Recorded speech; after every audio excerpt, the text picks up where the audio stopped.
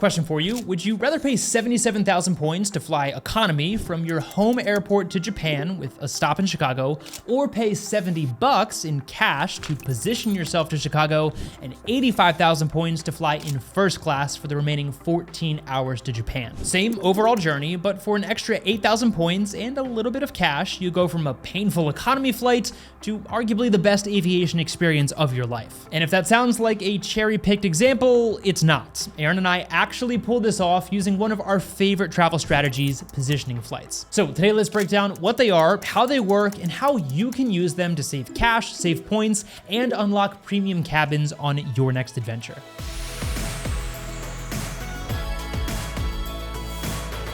So let's start with the basics. What are positioning flights? Well, a positioning flight is basically an extra strategic flight, or in some cases a car or train ride, that you book separately to get yourself to the airport where your main itinerary begins. Sounds a lot like a connecting flight, but with a normal connecting flight, the airline puts your tickets on one itinerary and protects you if anything goes wrong, which is a potential con of this strategy that we'll get into later. A positioning flight, on the other hand, is something you book intentionally on its own. You're just positioning yourself to the right hub so that you can take advantage of a number of potential benefits, which brings us to why you should use positioning flights in the first place. The core argument for positioning flights is to get a better deal on your main itinerary, but they can actually unlock a few big benefits. Cheaper fares, meaning you save money and or miles and points, access to premium cabins on a flight where you may otherwise fly in economy, better itineraries with fewer or shorter layovers, and in the best cases, all three of these at once. Sounds lovely, but how valuable positioning flights are totally depends on where you live and more specifically what your home airport is. For example, I live in the Northeast Corridor, which means luckily I'm surrounded by big airports like JFK, Newark, Philly, Boston, and DC,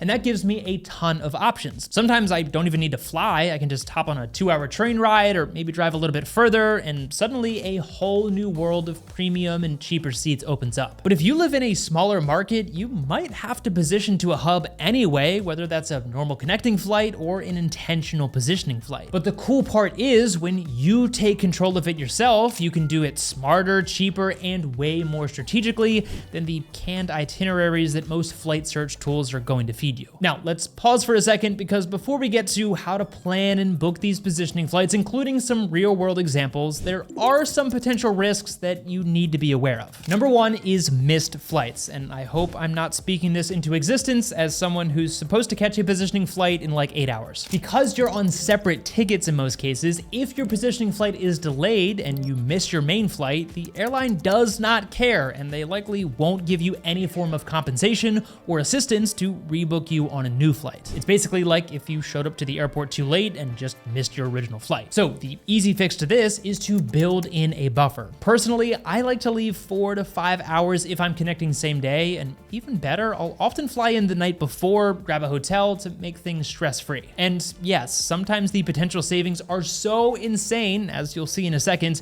that even with the cost of a hotel in those cases, I'm still coming out ahead. But risk number two is baggage. If you're checking a bag, you'll typically have to exit security, collect your bag, recheck into your main flight, and then go back through security, which is why Erin and I only pack in carry-ons when using positioning flights. Not the end of the world, just something to plan for if you check a bag. But those are really the only two big potential downsides that can both easily be mitigated, in my opinion. So let's get to how to actually find and book these positioning flights, and I've broken this down into 4 easy steps to make it as simple as possible. Step 1 is to look at your final destination and search for the best deals from major hubs. This could be JFK, Chicago O'Hare, Dallas, Miami, LAX, whatever hub makes sense for your trip. And we actually have a full article that I'll link to down in the description on the best airports for positioning flights, and there's an amazing tool I use called Flight Connections, not a sponsor, where you can enter that final destination and quickly see all the airports that connect to there. So let's use my flight to Sydney tomorrow as an example. If I enter that into Flight Connections, I can immediately tell that none of my local airports are gonna get me there on a direct flight because I live on the East Coast.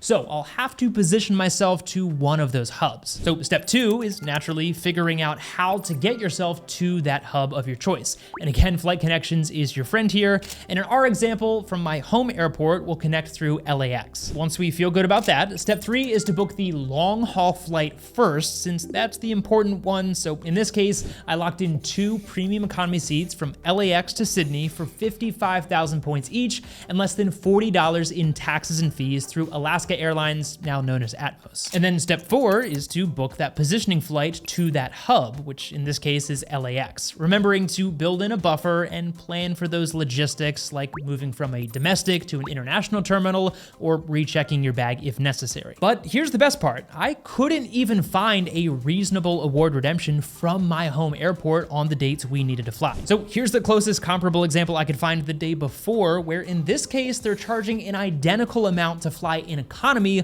for a route that we'll be flying in premium economy. So effectively, we paid $100 extra to upgrade to a premium economy seat that in cash would have cost thousands of dollars more simply by using a positioning flight. Now, admittedly, this is a pretty good example, and to be clear, it doesn't always make sense. So how do you know when it's worth it? Well, here's the quick decision framework I use that involves 4 easy questions. Are there decent, affordable options, whether that's cash or points, from your home airport? If yes, great. If not, ask the next question. Do any major hubs have significantly better deals or premium cabin award space? Or do any of those hubs offer a significantly better itinerary, such as fewer connections or shorter layovers? If yes, then question 3 is what's the cost in points, cash, and time to get to that hub? Remember to think not only about the numbers, but the logistics. Are you gonna have to recheck your bag? Is there even a positioning flight available that will get you there with enough buffer? And think through things like, are you gonna be flying west for several hours just to board a long haul flight that then flies east,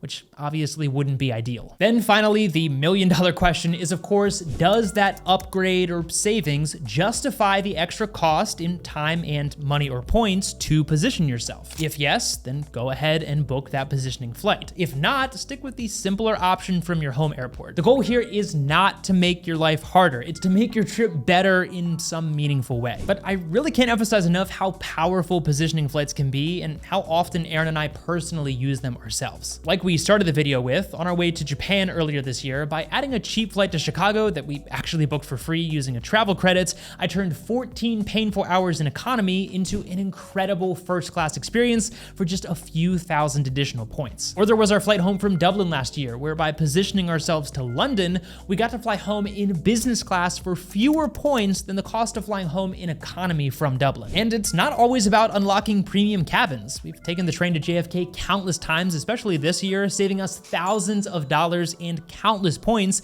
for the same exact economy seats when compared to flying out of our home airport. And lastly, remember that positioning flights aren't just useful at the beginning of a trip. Last year, on our way home from the Paris Olympics, we decided to fly into Boston since that gave us a chance to fly in Air France business class, and even when accounting for the overnight hotel in Boston and our short flight home from there, we still came out ahead and created an unforgettable travel memory. Just remember to always build in extra buffer time, stick to carry-on bags when possible, compare the total cost of all options, points, cash, and time, and keep it simple. A positioning flight should make your trip easier and better, not more stressful. I'll leave some helpful resources down in the description if you want to learn more about positioning flights. And while you're down there, be sure to check out our top travel credit cards page to see the latest welcome offers and start working towards your next adventure. All right, I need to go pack because I legitimately have a positioning flight to catch. So as always, thank you so much for watching, and we'll see you in the next video.